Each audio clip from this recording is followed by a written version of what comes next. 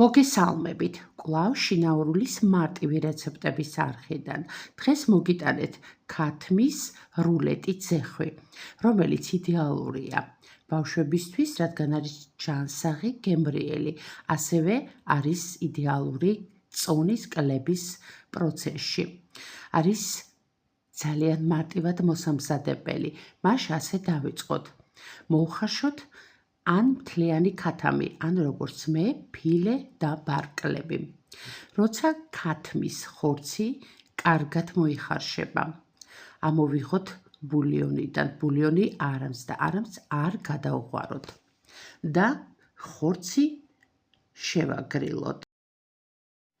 როცა ხორცი კარგად გაცივდება, რომ გავანთავისუფლოთ სულებისგან, უკვე მომზადებული ხორცი დავჭრათ პატარა მომცრო ნაჭრებად და არ დავაქუცმაცოთ ბლენდერით ან ჩოპერით.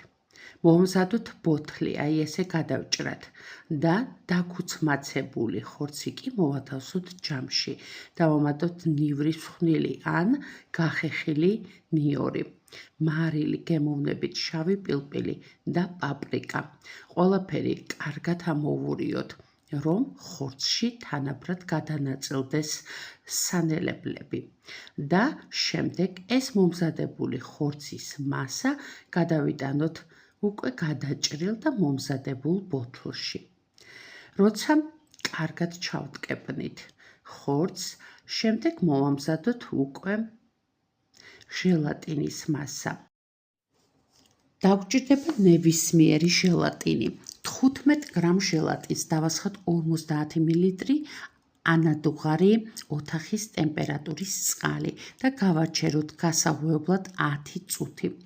გაღვივებულ ჟელატინს დავასხათ გაწურული ცხელი ქათმის ბულიონი, დაახლოებით 100-150 მl.